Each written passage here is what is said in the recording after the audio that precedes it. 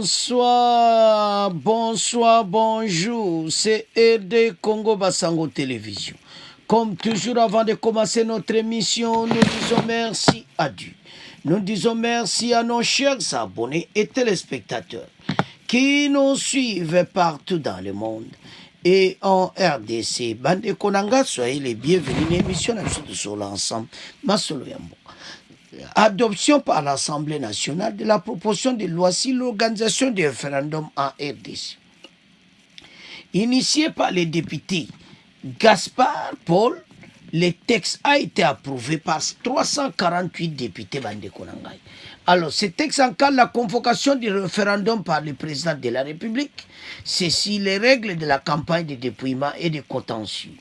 En outre, les sénateurs et les députés, cette instance pourrait inclure les députés provinciaux, les gouverneurs de province et les conseillers municipaux.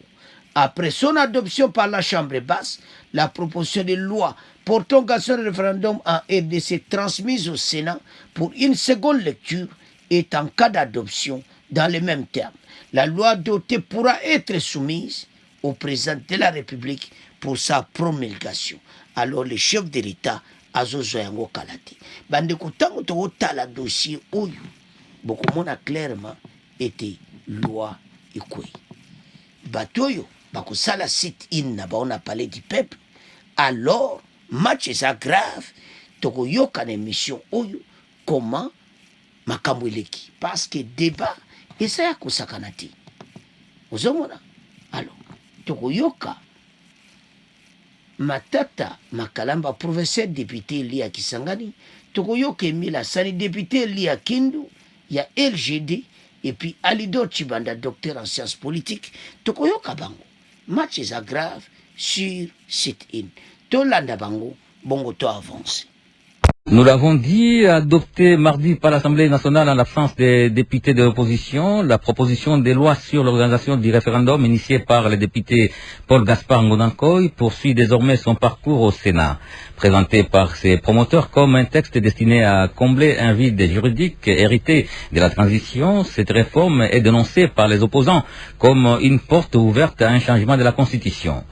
Quelles sont les principales innovations apportées par cette loi et pourquoi suscite-t-elle autant de controverses? Éclairage avec Graça Mouzati, notre permanent au Parlement. Pour son initiateur, cette proposition de loi vise avant tout à moderniser l'encadrement juridique du référendum en RDC. Jusqu'à présent, celui-ci est régi par une loi datant de 2005, adoptée durant la transition et jugée inadaptée aux réalités institutionnelles actuelles. Le nouveau texte précise les conditions de convocation du référendum, son organisation par la CENI ainsi que les règles de campagne, de dépouillement et de contentieux. Il distingue 4 types de référendums. La révision de la Constitution, le transfert de la capitale, les questions liées aux frontières et à l'étendue du territoire national, ainsi que les matières non prévues par la Constitution. Mais ce sont surtout les dispositions relatives aux questions constitutionnelles qui alimentent la controverse.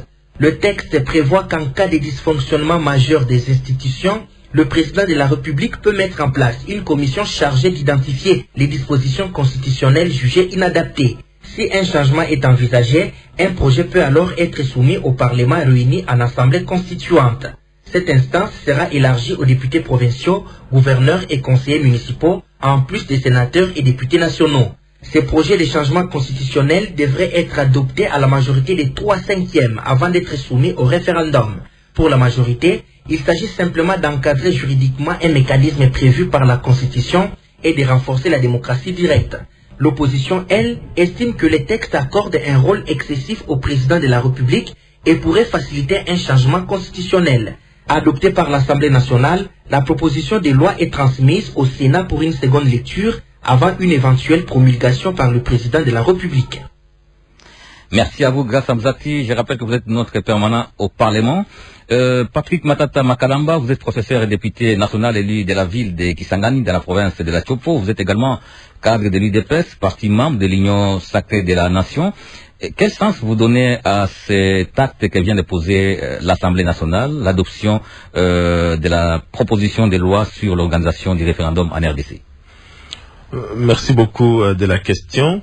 Nous sommes en train de connaître ici une consolidation de la démocratie. Ça va de soi parce que les partis majoritaires ou les partis tête de file de la majorité actuelle s'appelle l'Union pour la démocratie et le progrès social. Notre initiateur, le docteur Dian Tshisekedi Wamulumba, avait bien dit lorsque l'UDPS sera au pouvoir, l'UDPS prendra les précautions nécessaires pour avoir une constitution qui est adaptée aux conditions, n'est-ce pas, de la République démocratique du Congo. Mais ici, nous sommes en train de parler de la loi qui fixe les conditions d'organisation du référendum en RDC. Vous vous souviendrez que la constitution actuelle en vigueur, celle du 18 février 2006, est le fruit du référendum du 18 au 19 décembre 2005. Donc, c'était le peuple congolais qui était convoqué au référendum.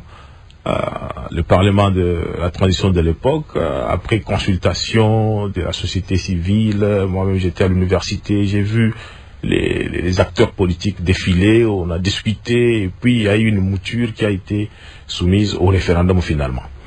Aujourd'hui, la dite constitution, dans son article 5, l'article constitution de 2006, dans son article 5, dispose exactement ceci. La souveraineté nationale appartient au peuple. Tout pouvoir émane du peuple, qu'il exerce directement par voie de référendum ou d'élection et indirectement par ses représentants. L'alinéa 3 dit, la loi fixe les conditions d'organisation des élections et du référendum. Donc, en adoptant cette proposition de loi, l'Assemblée nationale ne fait qu'appliquer une disposition qui existe déjà dans la Constitution en vigueur. Donc, le fait de remettre les pouvoirs au peuple, c'est de vouloir effectivement consolider la démocratie. C'est l'essence que nous accordons à la présente proposition de loi ou à la présente loi à venir. Voilà, dans ces reportages de notre permanent au Parlement, Gassam Zati, il est dit que cette proposition de loi distingue 4 types de référendums, à savoir la révision de la Constitution, le transfert de la capitale, les questions liées aux frontières et à l'étendue du territoire national, ainsi que les matières non prévues par la Constitution. Lorsque vous parlez, honorable Matata, lorsque vous parlez des matières non prévues par la Constitution, on sent une certaine ambiguïté. Il s'agit de quelles matières? Effectivement, en fait, l'article 41 de la proposition de loi parle de dysfonctionnement. Nous sommes en République démocratique du Congo. On fixe des règles, c'est suite à un paradigme pour atteindre un certain nombre d'objectifs. Et la Constitution de 2006 a été élaborée pour atteindre l'objectif d'avoir la stabilité des institutions, pour avoir la prospérité économique. Bon, si vous consultez l'évolution de cette Constitution pour les 2 décennies ici, vous allez voir que effectivement il y a des problèmes que nous constatons. Après chaque élection, il y a des contestations, que ce soit en 2006, que ce soit en 2011, en 2018, en 2023, il y a des contestations. Lorsque vous regardez le fonctionnement des institutions, vous verrez que la nomination du Premier ministre traîne, la collaboration par moi ça pose problème, vous verrez au niveau des institutions politiques provinciales, une instabilité chronique, soit des bureaux, soit des gouverneurs de province, tout ça. Et la mission qui était assignée notamment aux provinces, pour qu'elles soient les centres d'impulsion de développement à la base, on sent que ça vient pas.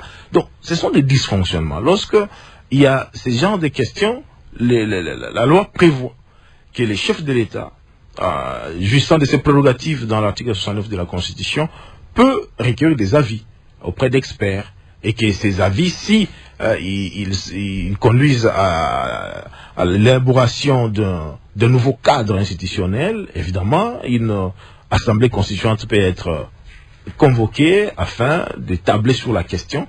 Et comme vous le savez bien, l'assemblée constituante, c'est toujours ces groupes de personnes, n'est-ce pas, qui se réunissent pour soit adapter une constitution, soit pour prendre une nouvelle constitution, afin d'avoir un paradigme qui permette à la situation de s'adapter un peu plus mieux à la situation actuelle du pays. Et s'il y a effectivement dysfonctionnement majeur, n'est-ce pas, comme vous le dites dans ces textes, mais que cela n'est pas lié, n'est-ce pas, au texte des lois, mais plutôt à la mauvaise gouvernance, mais qu'en dépit de cela, les chefs de l'État convoquent quand même cette commission pour, n'est-ce pas, décider sur les dispositions inadaptées. Vous ne pensez pas que là, vous n'êtes pas en train de régler les problèmes des fonds? Parce que les dysfonctionnements que vous avez constatés n'étaient pas liés au texte des lois, mais c'était lié à une éventuelle mauvaise gouvernance. Mais la gouvernance dont question est encadrée par les textes Et lorsque on voit que les textes ne permettent pas d'avoir cette bonne gouvernance, effectivement, il faut également adapter les textes. La mauvaise gouvernance peut aussi être liée aux individus, n'est-ce pas?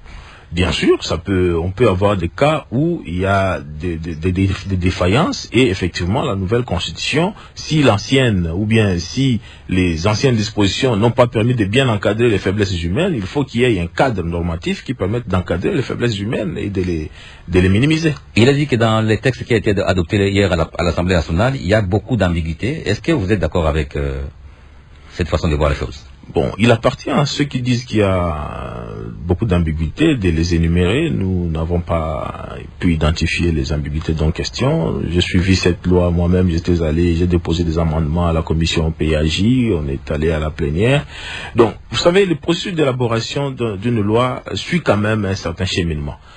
C'est très important pour nos compatriotes congolais de fournir l'effort, de prendre la proposition de loi, pour le projet, s'il y en a, et de venir. Les travaux à la commission, on peut les recevoir, à la plénière aussi, c'est public. Donc, lorsqu'on s'intéresse à la question, c'est vraiment bien de venir au lieu de rester au loin et de rester dans les domaines de procès d'intention. Alors, après cette adoption à l'Assemblée nationale, peut-on dire que les dés sont jetés et qu'on est maintenant dans une démarche qui vise à doter les pays d'une nouvelle constitution? Cela est une possibilité, c'est pas l'objectif majeur de la présente loi.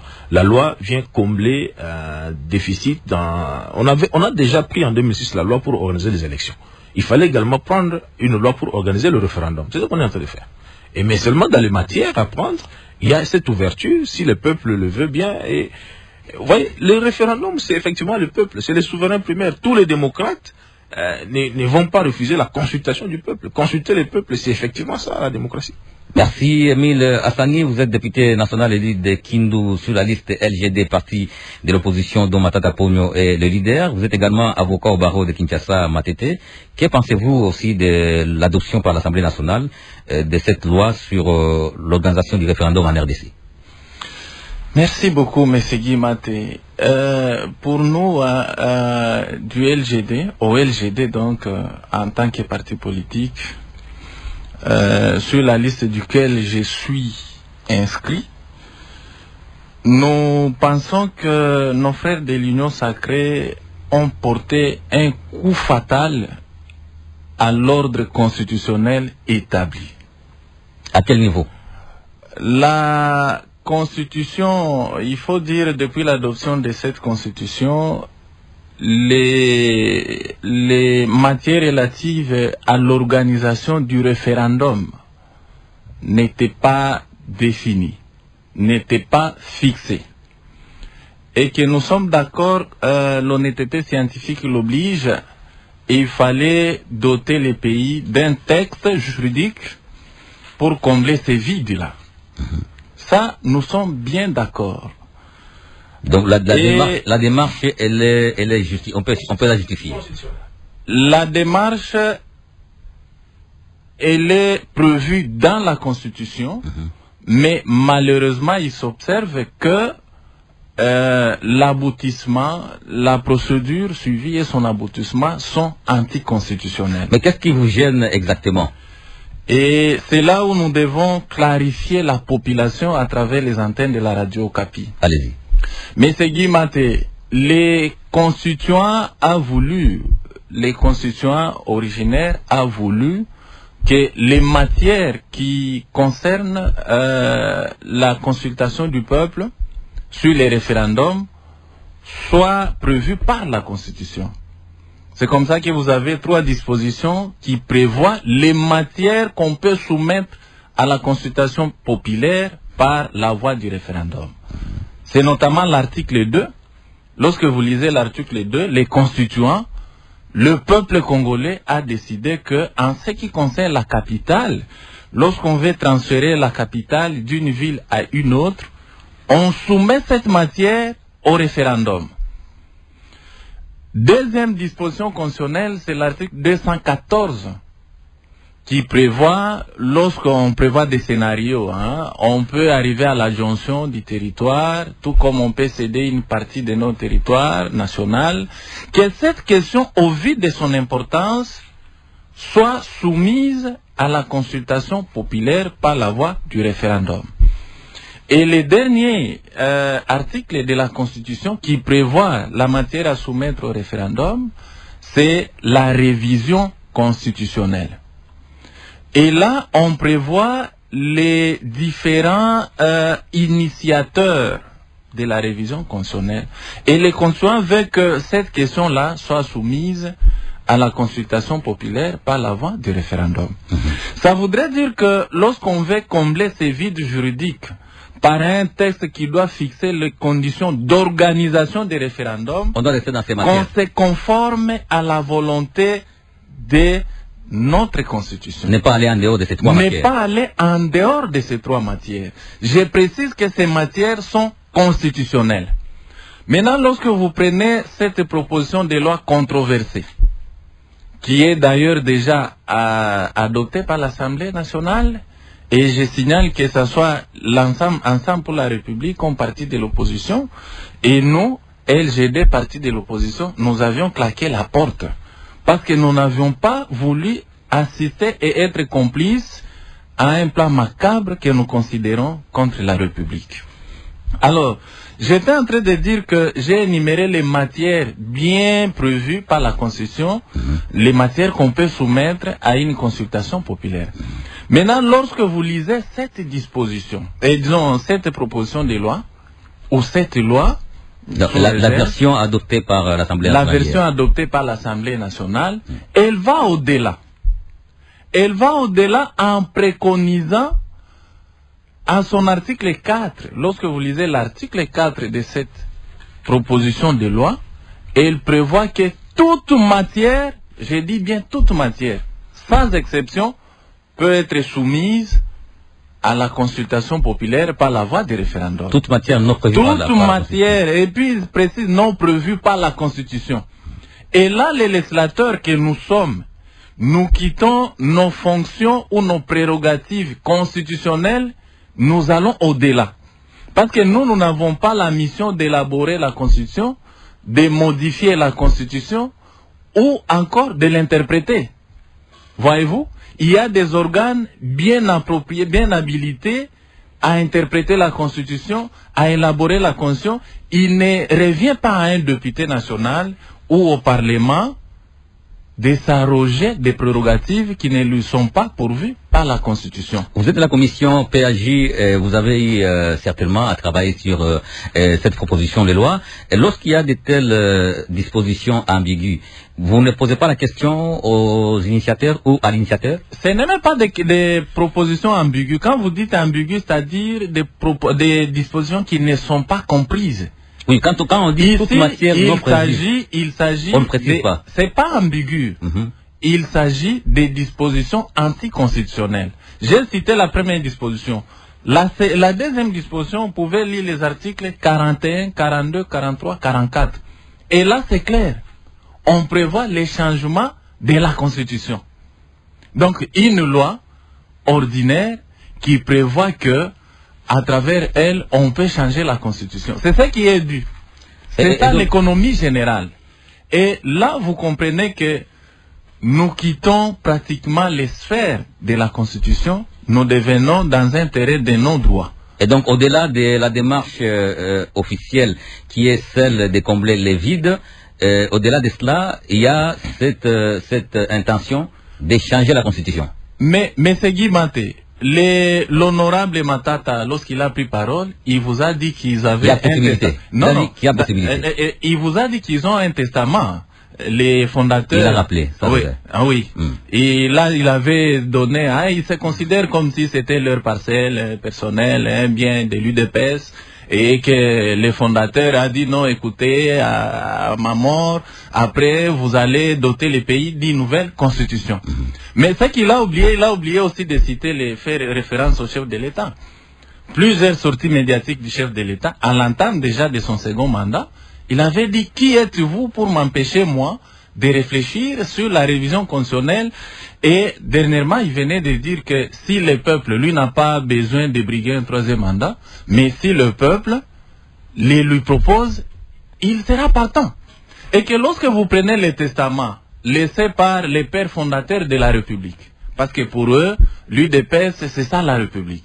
Et lorsque vous prenez les sorties médiatiques du chef de l'État, il n'y a pas d'embâche que la volonté est de doter la République d'une nouvelle constitution. Bon, on rappelle ici que malheureusement, vous avez eu à travailler dans la commission PAJ, n'est-ce pas, sur le texte. À quel moment vous avez décidé de quitter, de boycotter les travaux dans la commission? Personnellement, je n'ai pas boycotté les travaux au niveau de la commission PAJ. Parce que la commission PAJ... vous avez plutôt boycotté la plénière d'hier. Et effectivement, non seulement la plénière d'hier, la plénière du 25, parce que le 25 mai, la commission PAJ devait présenter les rapports à la plénière. Et lorsque la commission PAJ a présenté son rapport, nous, en tant que députés de l'opposition, connaissant ce que contenaient ces fameux rapports, on ne pouvait pas assister à cette messe-là. C'est comme ça que nous avions claqué la porte. Et donc, on a réaligné la loi à la plénière d'hier. Personnellement, j'ai encore claqué la porte et j'ai fait une déclaration forte au nom et pour le compte de notre parti politique qui est le LGD. Comme j'étais en train de dire, M. Guy Maté, c'est une question technique, mais facile à comprendre. Donc j'aimerais me mettre au niveau des auditeurs qui nous suivent en ce moment. Pour dire facilement que nous avons un vide juridique. Le collègue qui a pensé combler ce vide juridique n'a pas tort.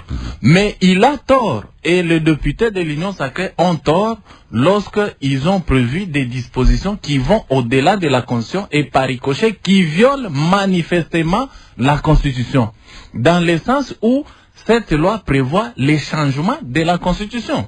Je vous ai cité les articles, lisez l'article 4, lisez l'article 41, 42, 43, vous allez comprendre que on peut changer la Constitution par une loi.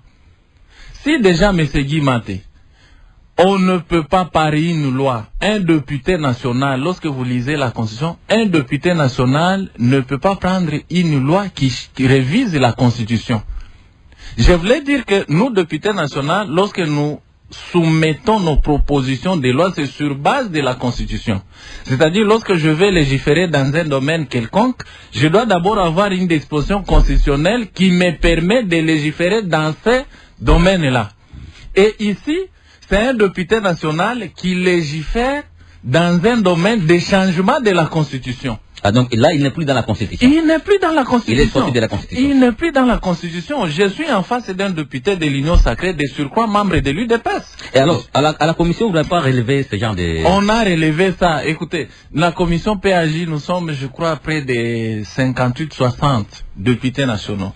Les opposants ne sommes qu'à 2. Il y a moi du LGD et mon collègue Emedi qui est d'Ensemble pour la République. 2 sur 60, qu'est-ce qu'on va faire? Et au niveau de la grande plénière, les partis de l'opposition, nous ne sommes qu'à 2. Bon, je ne vais pas polémiquer, il y en a d'autres qui se considèrent de l'opposition, mais Ensemble pour la République n'a que 22 députés. LGD que nous sommes, nous n'avons qu'un seul député, votre interlocuteur. Donc, ce qui fait, tout compte fait, nous ne sommes qu'à 23 sur 500. Donc, qu'est-ce qu'on va faire? Vous avez essayé de vous battre, mais comme là, vous êtes minoritaire... nous n'allons pas nous donner des coups de poing, on fait un combat d'idées. Nous avons montré, nous avions dit à nos frères, à nos collègues de l'Union sacrée, que ce soit au niveau de la commission PAJ, que ce soit au niveau de la plénière, que votre plan ici, il est contre la Constitution. Il faut abandonner. Ils n'ont pas voulu. Qu'allons-nous faire si ce n'est que de nous retourner vers le peuple? C'est comme ça que vous voyez, nous avons une campagne de sensibilisation du peuple congolais pour dire que nos frères ici de l'UDPS, qui considèrent les pays comme leur bien, ils ont dit que c'est le testament, ils doivent à tout prix accomplir la volonté des testaments qu'on les avait légués. Ils sont dangereux. C'est comme ça que vous voyez, nous nous sommes réunis autour de C64. C'est une structure politique qui a comme objectif de protéger tant soit peu la Constitution. C'est comme ça que nous appelons tout le peuple congolais, surtout ceux qui habitent Kinshasa, les 12, parce que c'est pas la voie pacifique. Nous faisons des manifestations pacifiques. On a appelé à la ville morte vous avez vu que c'était un succès total. C'était aller au-delà de notre attendement. Et les 12 ici, nous avons un sit-in au Palais du Peuple pour dire, au moins comme c'est passé au Palais à l'Assemblée nationale, pour dire aux sénateurs, attention, vous êtes inscrits dans une logique, dans un plan macabre contre la République. Et vous pensez que ça peut aboutir? Bon, qu'est-ce que nous ne pouvons faire, M. Guimaté? Nous n'allons pas prendre des armes. Les voies pacifiques que la Constitution nous offre, c'est notamment des manifestations pacifiques. Donc, voilà. Les sit-ins étant une manifestation pacifique, nous allons les tenir. Et dans les jours à venir, nous aurons des villes mortes, nous aurons des marches, et ainsi de suite. Merci. Donc, voilà. Merci Alidor Kibanda. Vous êtes docteur en sciences politiques de l'Université de Kinshasa et enseignant à l'Université pédagogique nationale IPEN. Vous vous intéressez à l'État et à la démocratie. Quelle est, à vous également, hein, votre lecture, n'est-ce pas, de l'adoption par l'Assemblée nationale de la loi sur l'organisation du référendum en RDC? Bon, le premier point de vue, c'est que nous partageons le point de vue selon lequel cette loi vient combler le vide juridique. Oui. Mais je voudrais aider l'honorable. Il est revenu sur ça, même si peut-être qu'il y a eu un lapsus quand il dit que le matière n'était pas prévu. Non. La loi ne vient pas prévoir les matières parce que les matières étaient déjà consacrées dans la Constitution. Donc, lui-même les a évoqués, l'article 2, l'article 214 et l'article 218. Les trois articles sont clairs et ils précisent dans quel cas on peut recourir au référendum. Donc, la loi référendaire qu'il fallait prendre devait prévoir les modalités d'exercice de cette compétence constitutionnelle. Je me fais comprendre. Donc, dire que la matière n'était pas prévue, c'est comme si on serait d'accord avec la loi référendaire actuelle, qui du reste, à première vue, semble être une loi qui consacre un pouvoir constituant originaire. Pourquoi je dis ça? Parce que la lecture et l'ouverture qu'elle donne, nous ne sommes plus dans la Constitution ici. Hein? Ne discutons plus en nous fondant sur cette Constitution. Parce qu'ils sont allés au-delà de ce que la Constitution a prévu. Or, quand on parle de la hiérarchie des normes, on ne peut pas avoir une loi qui viole la Constitution. Peut-être que lorsqu'on parle de l'audace du juge constitutionnel, il est le seul, peut-être, avec son audace, d'aller au-delà de ce que la Constitution a prévu. Mais ce n'est pas le cas. Parce qu'il est le seul reconnu comme capable d'interpréter la Constitution et donner sens aux dispositions constitutionnelles qui ne semblent pas être bien comprises par les uns et par les autres. Et à votre avis, en quoi cette proposition de loi viole l'actuelle Constitution? Mais elle n'a pas. Quand elle dit déjà que on va aller au référendum sur les matières non prévues, comment la Constitution a prévu les matières? Le système juridique est clair dans le cadre constitutionnel. Il y a adduction du territoire ou déplacement de la capitale ou en cas de révision de la Constitution. Mais vous ajoutez d'autres matières qui ne sont pas prévues. Vous n'êtes plus dans la Constitution. La Constitution cesse en ce moment-là d'être la loi au-dessus de toutes les lois. Elle devient une loi qui peut être révisée même par un acte réglementaire. Nous sommes, constitutionnellement parlant, avec cette proposition de loi, dans ce qu'on appelle la fraude à la Constitution. Ah, déjà on peut parler de la fraude. Mais oui, il y a la fraude. Tentative de fraude. Non. Le principe est clair, la fraude à la Constitution. On donne l'impression d'avoir respecté la forme, d'avoir respecté la lettre, mais le fond de la Constitution est déjà éclaté. Donc ça se fait de façon subtile. Oui, c'est une tactique très subtile.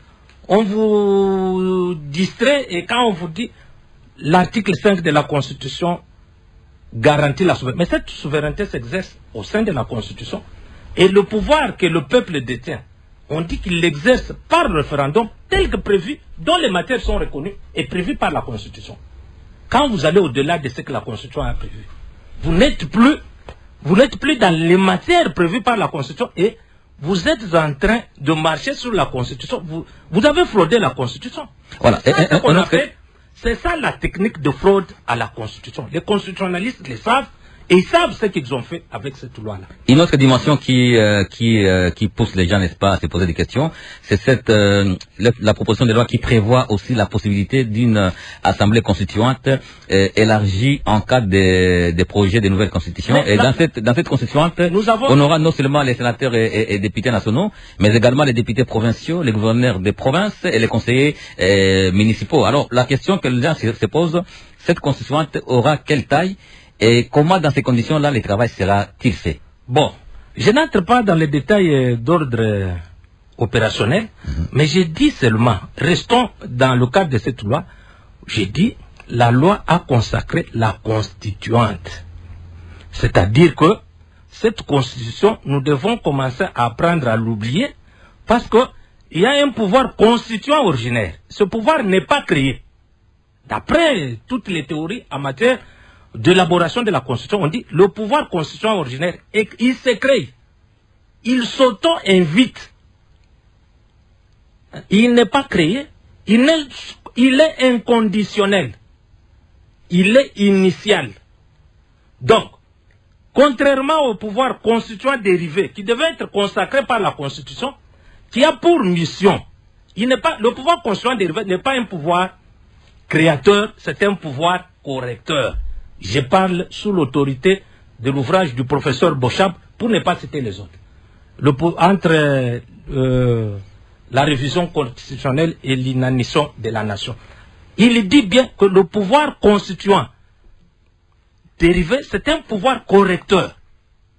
Et on l'appelle dérivé parce qu'il est consacré dans la Constitution. Cela veut dire quoi, professeur? Ça veut dire que la Constitution prévoit, en tant qu'instrument juridique, en tant qu'œuvre humaine, cette Constitution prévoit les mécanismes de son adaptation et de son amélioration.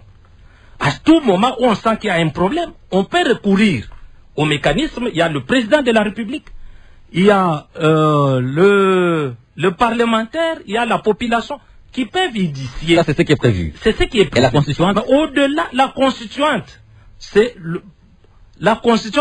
le pouvoir constituant de création. C'est le pouvoir constituant originaire, qui n'est ni créé. Qui remplace quoi?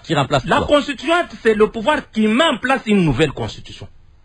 Ok. Ça, c'est pourquoi on l'appelle le pouvoir constituant originaire. Et donc, il vient pour mettre en place ce qui n'a pas existé. Et donc, la question que j'ai posée à l'honorable on peut dire qu'avec l'adoption de cette proposition, les dés sont jetés, non, on est déjà dans une démarche pour changer la Constitution. On ne cherche pas à se piter. On a fraudé la Constitution pour nous engager dans le processus de mise en place d'une nouvelle Constitution. C'est plus clair.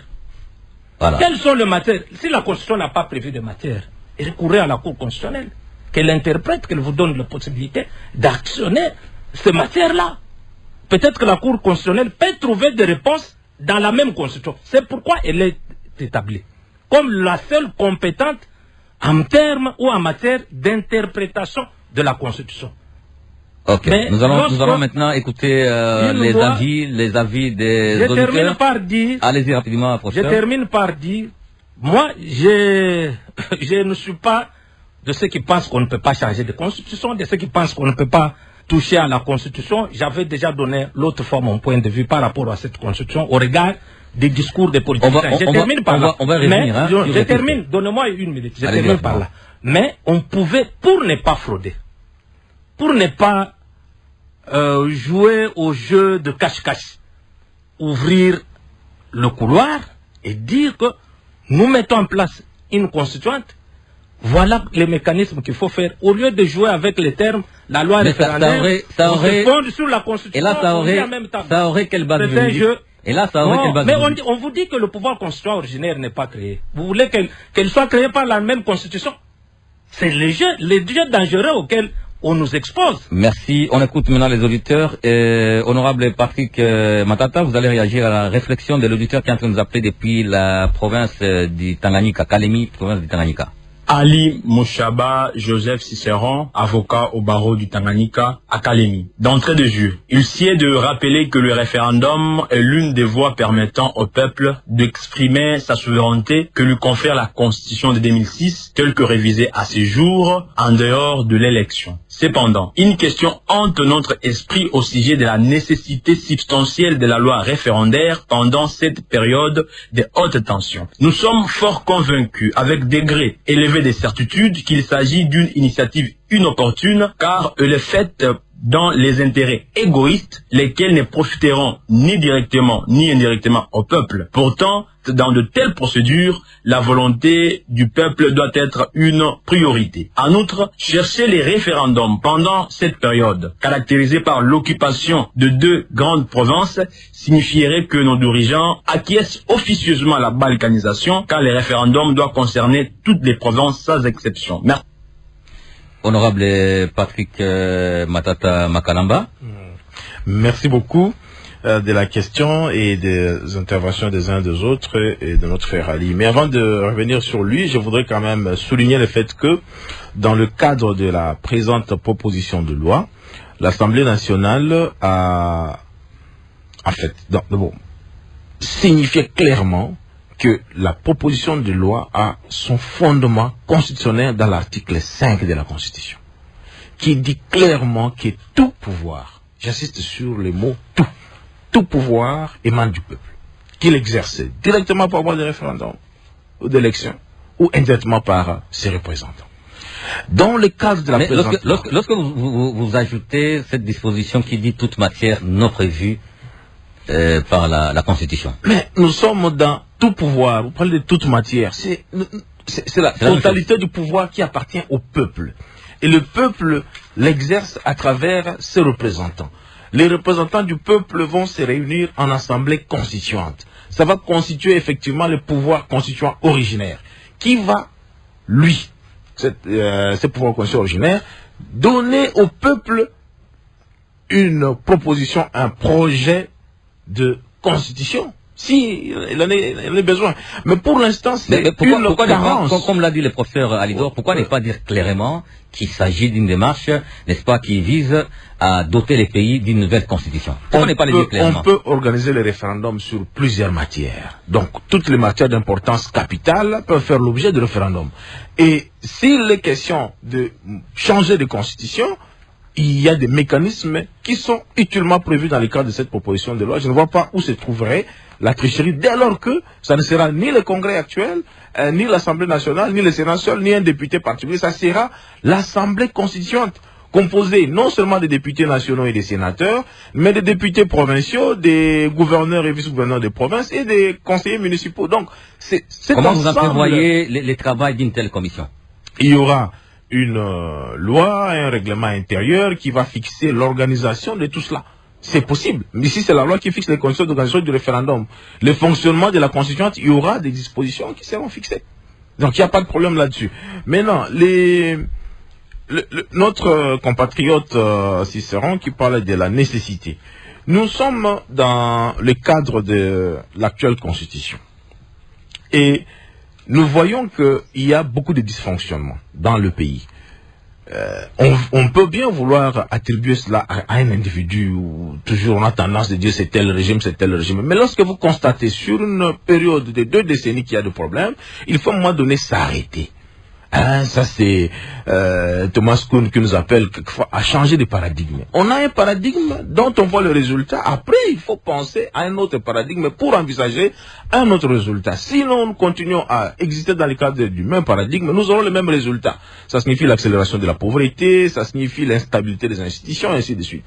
Mais le peuple congolais peut appeler à réfléchir. N'était-il pas possible d'envisager ces nouveaux paradigmes tout en restant dans l'actuelle constitution?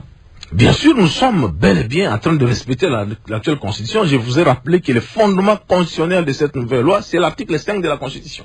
Cette personne n'est allée en dehors de cela. Et cet article prévoit... Toute matière non prévue par la Constitution. Non, bien sûr. Non, on n'a pas dit toute matière non prévue par la Constitution. Là, c'est une lecture biaisée. Voici ce que dit l'article 4, clairement. Le référendum peut être organisé sur toute toute matière d'importance fondamentale pour la vie de la nation conformément à l'article 5 de la Constitution. Vous n'avez pas prévu, hein? On n'a pas dit ici Vous que n'avez toute pas matière précisé, non prévue par la Constitution, non, vous n'avez pas précisé. c'est une... Quand vous dites toute matière, vous ne précisez pas. Conformément à l'article 5 de la Constitution, la population, le peuple congolais et les souverains primaires, c'est lui qui exerce tout son pouvoir. Donc on n'a pas besoin de prévoir parce que c'est la totalité du pouvoir qui revient au peuple. Et le référendum, c'est effectivement consulter ces souverains primaires qui va s'exprimer. C'est là, Guy Matela, les gens ne le disent pas trop. Mais les opposants, s'ils ont puisqu'ils sont très forts, j'ai appris ici qu'ils ont organisé une journée ville morte. Bon, voilà. Ils pensent que ça a été une réussite. Très bien. Mais comme ils sont très forts, qu'ils préparent la population. Si la population les écoute tels qu'ils sont en train de dire, mais la population ils vont faire campagne pour une option. Il y a l'option oui, il y a l'option non, ils vont vendre leur option.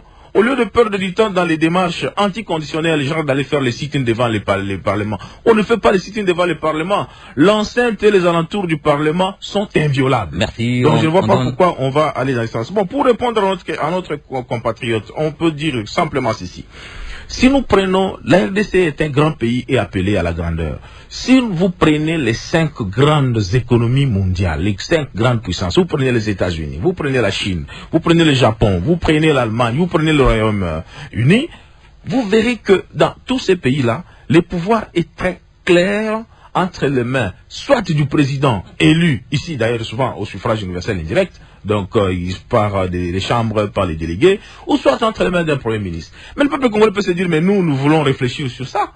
Qui va lui interdire de réfléchir dans ce sens-là? On a compris. Surtout que c'est le représentant. Honorable Émile Hassani, vous allez réagir à la réflexion de l'auditeur qui nous appelle depuis la ville de Kananga au Kassai central.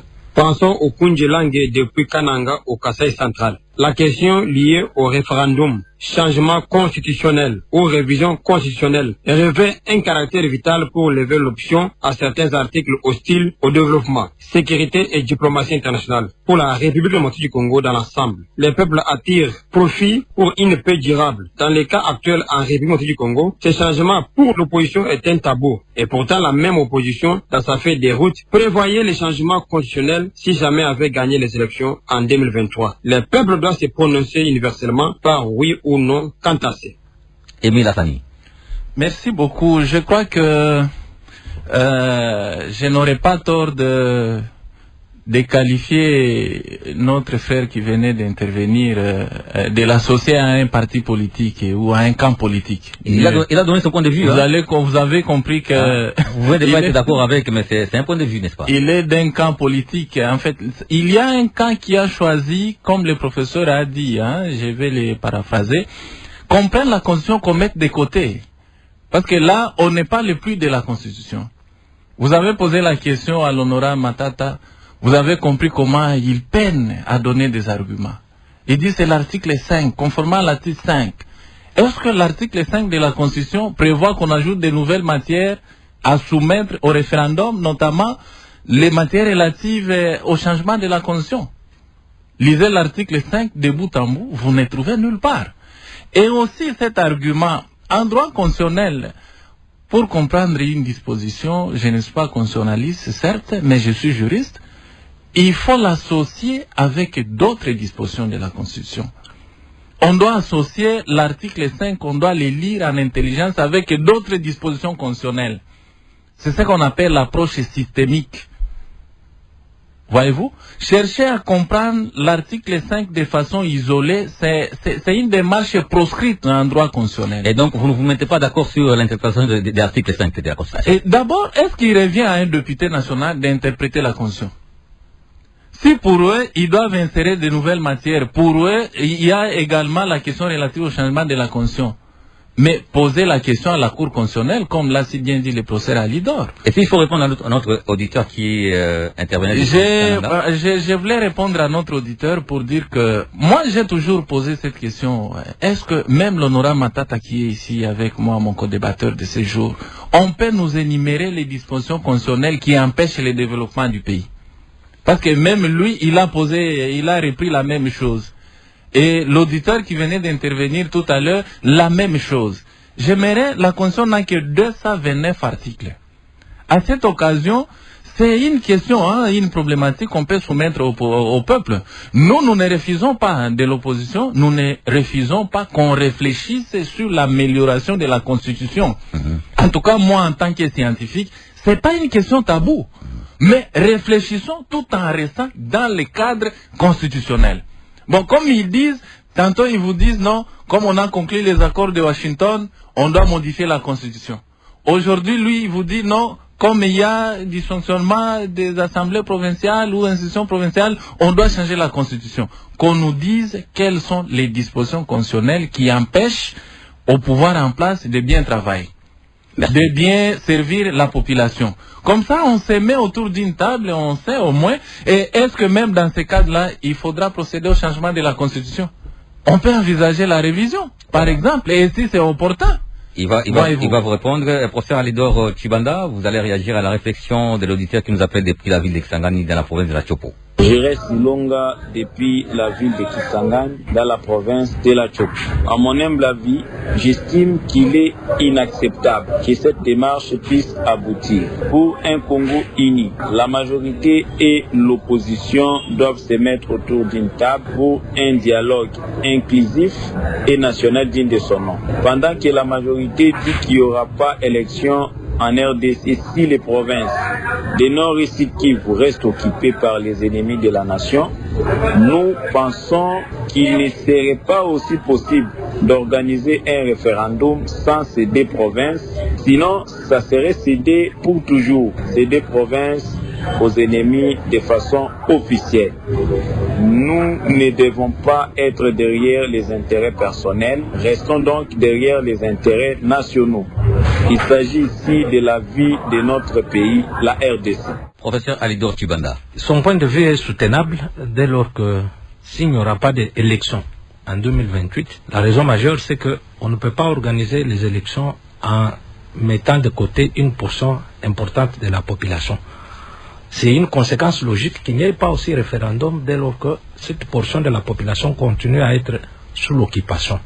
Ça, je partage son point de vue, mais je reviens rapidement sur ce que l'honorable n'a pas pu retrouver dans la loi. L'honorable Patrick Matata. Patrick, oui. J'ai lu, je vais lire ici l'exposé des motifs, paragraphe 3. Inspiré tant par l'expérience législative congolaise que par les principes universellement admis, cette loi est, à ce jour, dépassée et inadaptée au contexte du moment, car elle visait essentiellement à permettre l'adoption au suffrage universel direct du projet de constitution devenu la constitution du 18 février 2006. En outre, elle n'a pas embrassé tous les objets du mécanisme référendaire. Or, le référendum tel que prévu par la nouvelle constitution ne se limite pas qu'au seul texte constitutionnel. Vous comprenez? Mais se limite pas... Là, vous lisez les textes qui ont été adoptés hier à l'Assemblée nationale. Oui. L'exposé des motifs. À moins qu'ils nous disent que ce que j'ai lu a été élagué. Non, cette disposition concerne la loi référendaire de 2005. Non. Qui ne concernait que l'organisation du référendum constitutionnel. Voilà. Et c'était limité là. Je descends, honorable.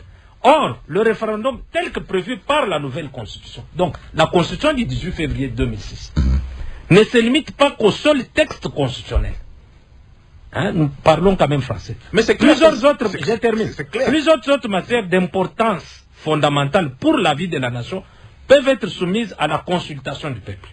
D'où la nécessité d'élargir l'objet du dit référendum et de fixer les conditions de son organisation. Et c'est là que les choses... Je voudrais dire que l'exposé des motifs traduit l'esprit du texte. La philosophie même qui dicte l'adoption ou la promulgation de cette loi. Et il sous-entend quoi? Quel est l'esprit qui guide l'élaboration de ce texte? C'est de consacrer, comme je l'ai dit, la constituante pour une nouvelle constitution, pas celle-ci. Quand on revient sur l'article 5, je l'ai dit, ça c'est la troisième fois que je le répète. Il m'a prêté des termes, je ne partage pas avec lui tous les points de vue, il m'a prêté les termes. Quand nous voulons comprendre, on dit ceci. La souveraineté nationale appartient au peuple. Même la démocratie, quand on l'a définie, nous disons c'est le pouvoir du peuple par le peuple et pour le peuple. Ça voudrait dire que le peuple peut l'exercer directement comme indirectement. Et la loi est claire, ou la Constitution. Elle dit, le peuple exerce cette souveraineté directement par référendum. Et le référendum prévu, dont les matières sont prévues par la Constitution. Dès lors que nous sortons de ces matières-là, parlons d'une autre Constitution. Pas voilà, professeur, nous tendons vers la fin parce qu'on n'a pas tout le temps. On tend vers la fin de l'émission. Maintenant, vous, en tant que scientifique, qu'est-ce que vous proposerez face à ces débats qui opposent l'opposition ainsi que la majorité? Moi, mon point de vue, vous le connaissez déjà. Mon point de vue, vous le connaissez. Je ne suis pas... Cette Constitution présente des faiblesses, parce que c'est une œuvre humaine. Nous voyons comment les institutions fonctionnent. Et maintenant, il faut faire quoi? Nous voyons comment nous avons vécu ici ce qu'on a appelé accord cash et quoi? Cash et FCC, qu'on a appelé on a appelé ça coalition. Moi, dans mes écrits, j'ai dit, je termine, j'ai dit on n'a pas tout le temps. Cohabitation, coalition. Pourquoi? Parce que nous avons vu que les uns et les autres n'arrivaient pas à émettre le même point de vue. Donc nous n'étions pas dans la cohabitation, nous étions dans la coalition. Et dans la coalition, nous étions dans la cohabitation. Proposition, vous proposez donc, quoi? Ma proposition, si on veut nous amener à une nouvelle constitution, moi je ne vois pas le problème. Les constitutions, nous, en tant que politologues, nous les considérons comme des instruments de domination par les acteurs majeurs. Vous ne voyez pas le problème, il faut faire comment maintenant? Il faut procéder comment? Il faut respecter la procédure. Qu'on convoque carrément la constituante et on va tout droit au but. Que jouer avec le jeu, avec les raccourcis. Merci.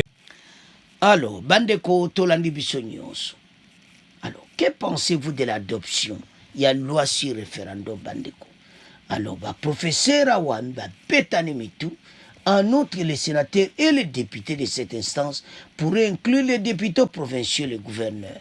Son adoption à la Chambre basse, la proposition de loi portant organisation du référendum. Alors, Bandeko, talandenge luango, ezali tolandi débat. Beaucoup comprendre clairement et débats à question. Alors, ndenge nini, mboko tozana besoin était bolandi wana. Opposition pour na zomona ke gouvernement union sacrée ba salon capona troisième mandat et tout ça. On comprend le débat on a que vraiment union sacrée ba sala moma beta. Donc bazol luka penal loi oyo tu basa la constitution mususu et belé ba katseka révision mais tozomona clairement que constitution sika. Alors opposition ba telemina ndenga ko sakanati sit in oyo kosalama lelo eza somo. Alors bana mboka en tout cas totiki debo na maboko na bino bo commenter sit in lelo le 12 et koyinda na palais du peuple. Bo continuer ko s'abonner. Au revoir, à la prochaine.